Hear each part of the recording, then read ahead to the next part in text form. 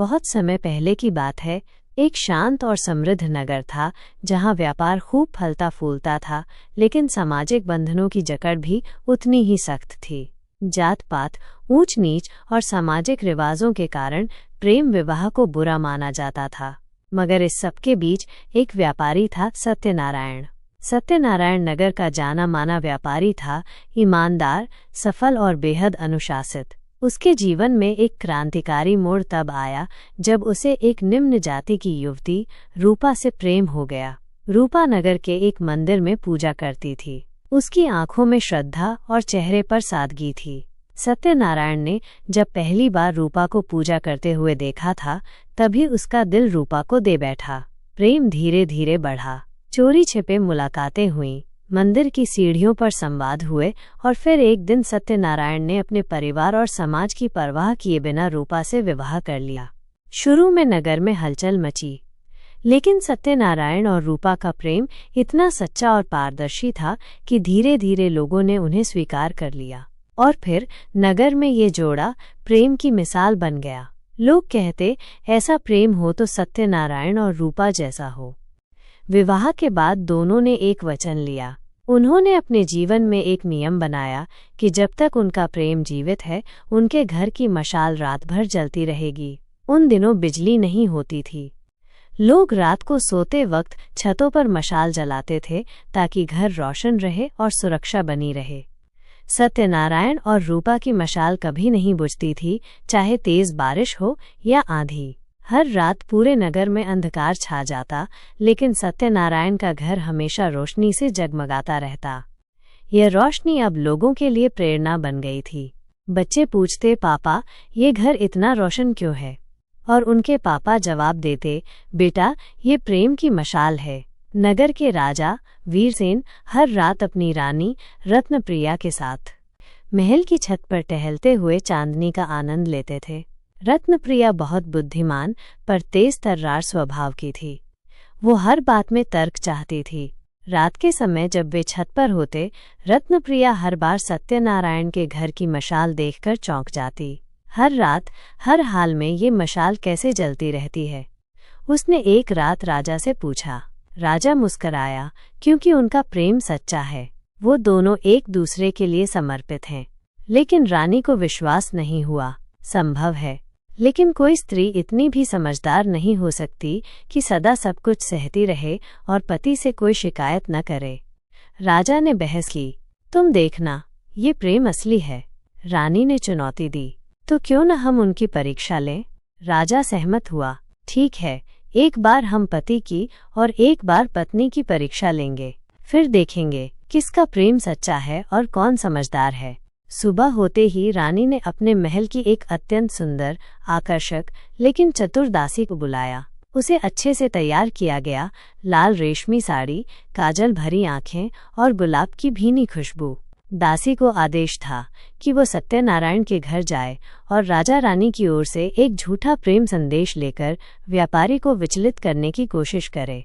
दासी, जिसका नाम मालिनी था, नगर में सब जानती थी। वो अपनी अदाओं से कई राजाओं के दरबारों में दखल दे चुकी थी। लेकिन ये परीक्षा थी न सिर्फ सत्यनारायण की, बल्कि स्वयं मालिनी के आत्मसम्मान की भी, क्योंकि वो जानती थी यह एक पवित्र प्रेम का इम्तिहान था। दोपहर की गर्म धूप में जब व्यापारी अपनी दुकान से घर लौटा और अपना चोला उतारकर पानी पी ही रहा था, मालिनी उसके आंगन में दाखिल हुई। मैं रानी की संदेशवाहक हूँ, उसने नर्म आवाज में कहा। रानी जी ने आपको अपने महल में आमंत्रित किया है।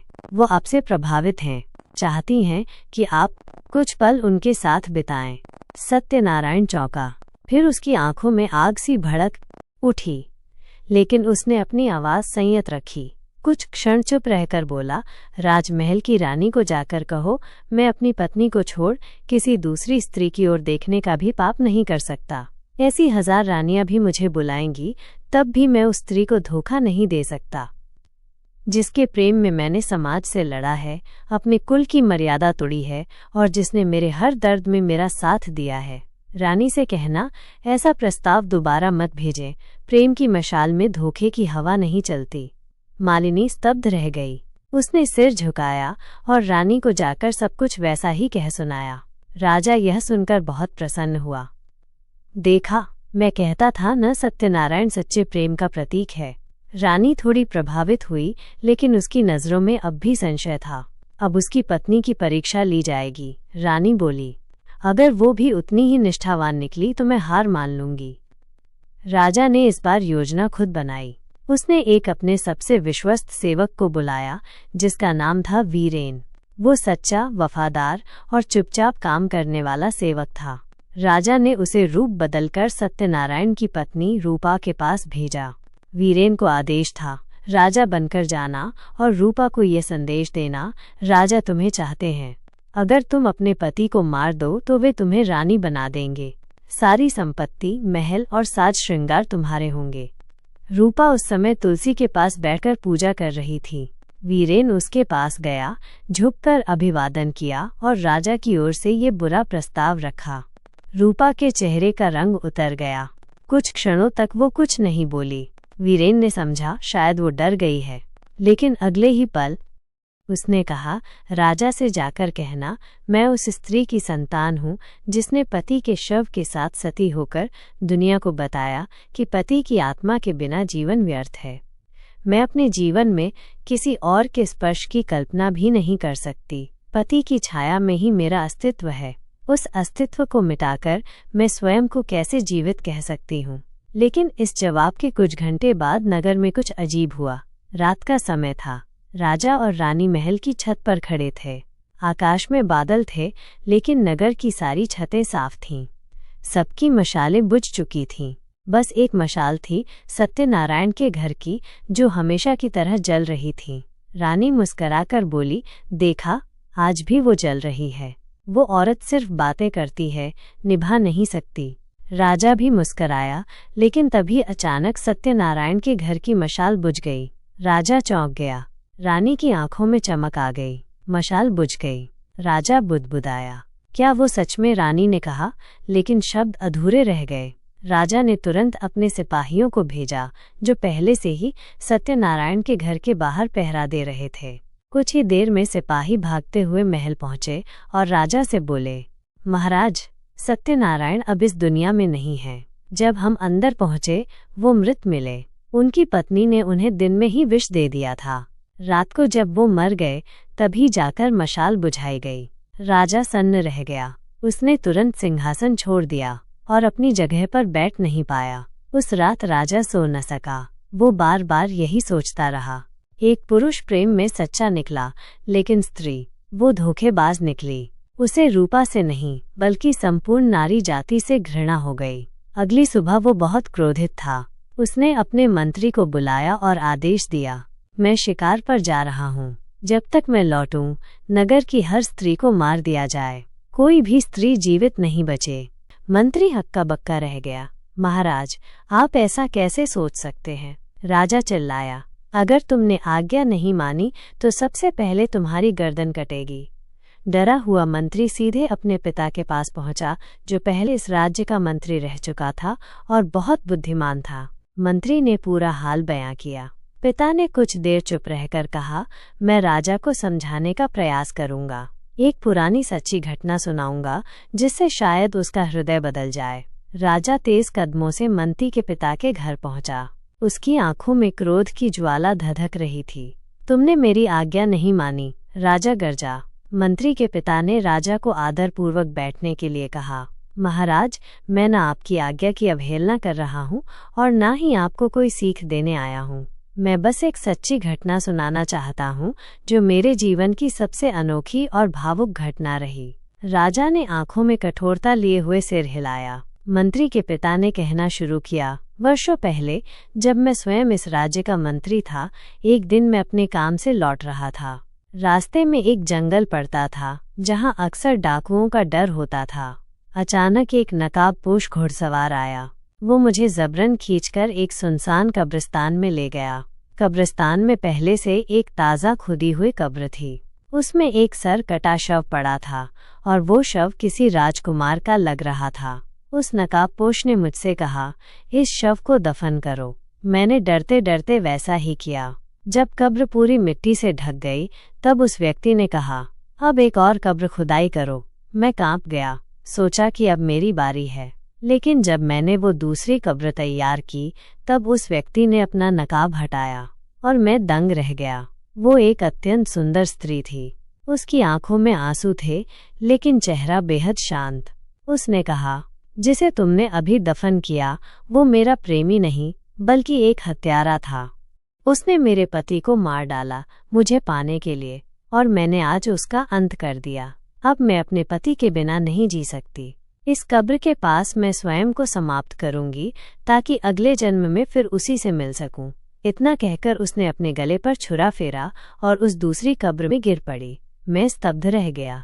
मैं जान चुका था कि उसने मुझे वहां बुलाया ही इसलिए था कि कोई उसे दफन कर सके। मैंने अपने हाथों से उस औरत को दफनाया, एक ऐसी औरत जो अपने पति के लिए मर गई थी, न कि धोखा देने के लिए जीती रही। मंत्री के पिता ने राजा की ओर देखा और कहा, महाराज, क्या अगर एक स्त्री बेवफा निकली तो हम सारी नारी जाति को दोषी मान लें? क्या प्रेम का अपमान किसी एक के कर्म से पूरे समाज पर थोपना न्याय है? राजा की आंखों में आंसू आ गए। वो फर्श पर बैठ गया। मैंने गलत किया, राजा फुसफुसाया। एक महिला की बेवफाई की कल्पना से मैं अंधा हो गया और पूरे नगर की निर्दोष स्त्रियों का जीवन छीनने चला था। वो उठा और तुरंत नगर में आदेश भेजा, हर महिला सुरक्षित है, कोई स्त्री अब मारी नहीं जाएगी। राजा ने अपना आदेश रद्द कर दिया है। मंत्री के पिता ने कहा, महाराज, क्या आपने उस रात की घटना की पूरी सच्चाई जानी है? राजा चौंका। क्या मतलब? आपने सिर्फ सुना कि रूपा ने अपने पति को जहर दिया, पर क्या कभी आपने उसकी बात सुनी? राजा तुरंत सिपाहियों को लेकर रूपा के घर पहुंचा। रूपा सफेद वस्त्रों में एक कोने में बैठी थी। उसका चेहरा शांत था लेकिन आंखें नींद से कोसों दूर। राजा ने पूछा, क्या तुमने सत्यनारायण को जहर दिया? रूपा ने बिना डरे सिर उठाया और कहा, हाँ महाराज, मैंने उन्हें जहर दिया। लेकिन क्या आप जानते हैं क्यों? राजा चुप रहा। रूपा ने कहा, जिस दिन आपके सेवक ने मुझे प्रस्ताव दिया उसी रात मैंने सब कुछ सत्यनारायण को बता दिया। उन्होंने कहा, तू जहर दे दे मुझे ताकि तेरा विश्वास राजा को दिखे। मैं मरूंगा लेकिन तुझमें राजा को सच्चाई दिखेगी। मैं रोई, चिल्लाई, लेकिन वो अड़े रहे। उन्होंने कहा, एक नारी की निष्ठा का प्रमाण तब तक नहीं मिलेगा जब तक वो उस प्रेम के लिए बलिदान न दे जिसके लिए वो जानी जाती है। मैंने उन्हें हल्का जहर दिया जिससे वो दिन भर सोए रहें और रात को जैसे ही मशाल बुझी आपकी साजिश उजागर हो जाए। लेकिन महाराज, जिस जहर को हल्का समझा था उसने मेरे सत्यनारायण को सदा के लिए मुझसे छीन लिया।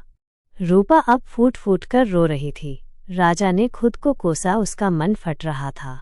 उसने आगे बढ़कर रूपा के चरणों में सिर रख दिया। तुम इस युग की सीता हो। मैंने तुम्हारी परीक्षा लेकर पाप किया। रूपा ने राजा की आंखों में देखा और कहा, प्रेम की मशाल बुझ सकती है लेकिन उसके धुएं में जो व्रत लिया जाता है वो जन्मों तक जलता है।